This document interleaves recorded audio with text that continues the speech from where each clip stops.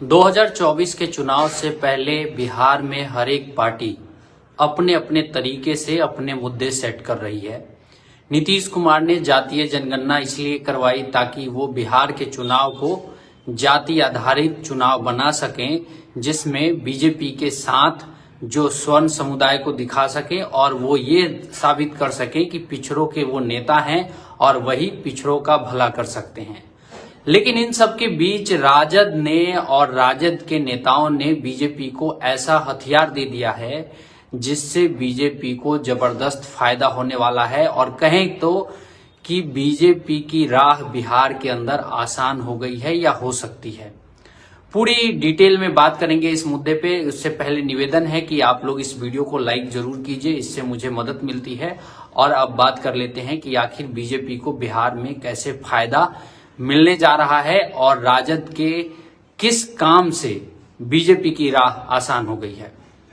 दरअसल दुर्गा पूजा का अभी बस माहौल था पिछले हफ्ते, और दुर्गा पूजा में आप लोगों ने बिहार में अलग अलग जगहों पे देखा होगा, भव्य पंडाल बनाए गए थे।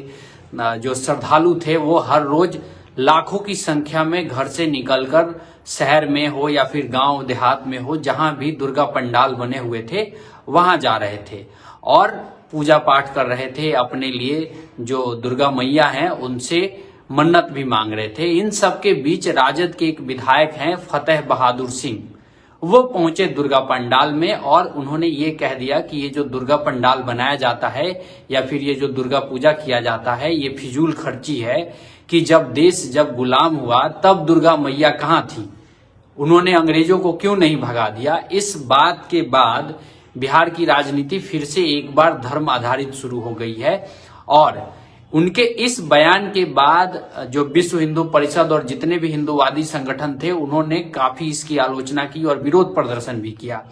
आप लोग याद कीजिए कि राजद के कई सारे नेता लगातार इस तरीके का बयान देते आए हैं। आप लोगों को याद होगा खास तौर पे जब जो शिक्षा मंत्री हैं चंद्रशेखर, उन्होंने रामचरितमानस पे सवाल उठाया था। उसके बाद जो उनके प्रदेश अध्यक्ष हैं जगदानंद सिंह, उन्होंने जो राम मंदिर अभी अयोध्या में बन रहा है उस पे सवाल उठाते हुए कहा था कि जो अयोध्या में राम मंदिर बन रहा है वो एक झगड़े वाली जमीन पे बन रहा है, वो नफरत वाली जगह पे बन रहा है। उस पे भी काफी हो हल्ला हुआ था।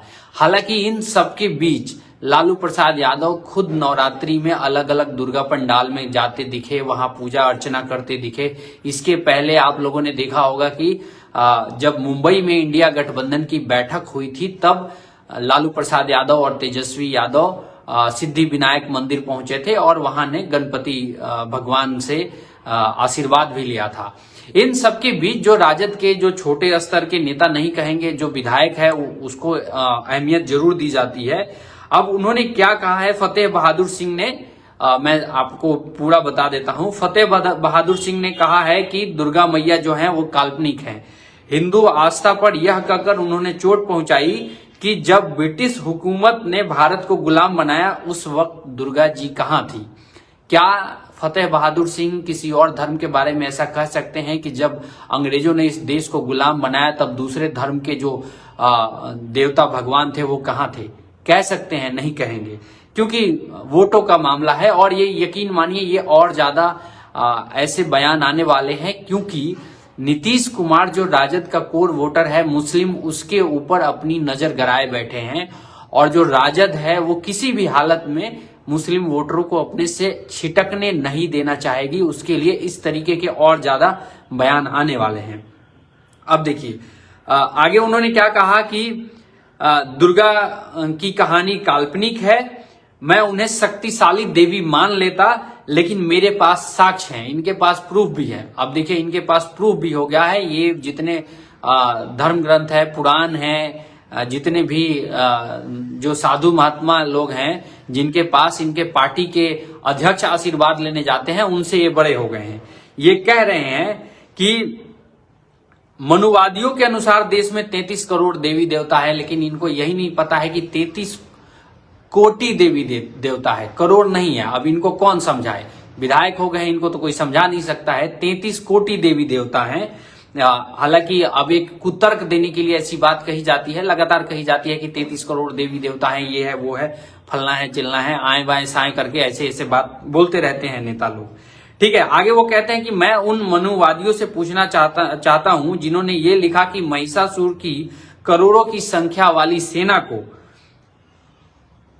मां दुर्गा ने खत्म कर दिया था, जबकि मुट्ठी भर अंग्रेजों ने भारत को गुलाम बनाया, तो मां दुर्गा क्या कर रही थी। अब ये बीजेपी को एक मुद्दा मिल गया धार्मिक एंगल पे, क्योंकि आप सभी को पता है कि बीजेपी किसी भी हालत में ये नहीं चाहती है कि वो जातीय वाले मुद्दे पे जाए, क्योंकि जाति वाले मुद्दे में बीजेपी जब भी जाएगी तब हार जाएगी। इसलिए अब ये बैठे बैठाए मुद्दा उन लोग को मिल रहा है, जैसे कि यूपी के अंदर स्वामी प्रसाद मौर्य हैं, लगातार उल जलूल बयानबाजी कर रहे हैं। हालांकि शिवपाल यादव जो कि समाजवादी पार्टी के दिग्गज नेता हैं, उनको जमीन की समझ है, जमीन पे कैसी राजनीति हो रही है, जनता के मन में क्या है उनको समझ है। उन्होंने हिदायत भी दिया था कि इस तरीके के बयान से बचना चाहिए, लेकिन अब उनको ये समझ में नहीं आ रहा है। अभी तक इस समाजवादी पार्टी के जितने भी थिंक टैंक में लोग बैठे हैं, उनको ये नहीं समझ में आ रहा है कि जिस राज्य के अंदर सारी जो जनता है वो ये मानती है कि राम का जन्म यहीं हुआ है, और राम का जो एक तरीके से कहें कि पूरी कथा का जो प्रचार हुआ है यहीं से हुआ है, और वहीं पे अगर कोई बुराई करेगा तो उनको वोट किस हद तक मिलेगा, इस पे एक सवालिया निशान हो जाएगा। ठीक है, 99% अगर यादव जो कम्युनिटी है, जो अखिलेश यादव की कम्युनिटी है, उनसे ऑफ कैमरा भी अगर आप लोग पूछिएगा तो वो ये कहेंगे कि हाँ, जो मंदिर बन रहा है वो सही बन रहा है। मुझे याद है कि मैं 2 साल पहले दीपावली के पहले अयोध्या में था, तब पूर्व समाजवादी पार्टी की कैंडिडेट जो लड़के और जिला परिषद में जीत के आई थी, उनसे मैं मिला था। उन्होंने ऑफ रिकॉर्ड ये कहा था कि राम जी का मंदिर बन रहा है, बहुत अच्छा है, लेकिन वोट वो समाजवादी पार्टी को देगी। आप ये समझिए कि जो जिला परिषद में जीत के आया है उसकी समझ हो सकती है कि हाँ ठीक है, हमको पता है कि हमको अखिलेश जी को वोट देना है, लेकिन राम मंदिर भी हमें चाहिए। तो यहाँ पे जो मेजर मिस्टेक है ना, अब राजद इस तरीके के मुद्दे उठाएगी तो जो जातीय जनगणना वाला जो मामला है वो पीछे चला जाएगा, और इसका सीधा नुकसान नीतीश एंड कंपनी, उसमें चाहे राजद भी हो सकती है, कांग्रेस भी हो सकती है, उनको मिलेगा। लेकिन आपको मैं एक मजेदार बात बताऊं कि अभी बिहार के अंदर जो गठबंधन है ना, जो इंडिया गठबंधन है, वो इतना बुरी तरीके से आपस में उलझा हुआ है। अब कुछ लोग मेरे को कहेंगे कि भैया आप ऐसी न्यूज क्यों दे रहे हो, आप ऐसी बात क्यों कह रहे हो, तो मैं उनको यही बताऊंगा कि मैं बता नहीं रहा हूं, जो हो रहा है वही आप लोगों तक रख रहा हूं, अपने से तो कुछ नहीं बता रहा हूं। अब अखिलेश यादव जी में और कांग्रेस के नेताओं में इतना निम्न स्तर तक की बातचीत हुई। आप लोगों ने सुना कि अखिलेश यादव की तरफ से और उनकी पार्टी की तरफ से चिरकुट कह दिया गया जो कांग्रेस पार्टी के प्रदेश अध्यक्ष थे उत्तर प्रदेश के अजय राय के लिए, और फिर अजय राय ने कह दिया कि जो अपने बाप का इज्जत नहीं किया वो दूसरे की क्या करेगा। तो इसमें मैंने तो कुछ अपने तरफ से नहीं कहा था, मैं तो वही बात कह रहा था जो उन लोगों के बीच में हुआ था। यही चीज यहां भी हो रही है। बिहार में जो बीजेपी एकदम ऐसे लग रहा था कि खत्म हो जाएगी। अब जाहिर सी बात है, एक बड़ा जातीय समूह जो नीतीश कुमार और लालू यादव के पीछे खड़ा है, और उसके साथ बिहार के अंदर जो 17% 18% के आसपास मुस्लिम आबादी है, वो एकदम मजबूती से खड़ी थी। यहां पे कहीं से भी दिख रहा है कि बीजेपी जीत सकती है? नहीं, बीजेपी तभी जीत सकती है जब ये जातीय ध्रुवीकरण ना होके धार्मिक हो जाए।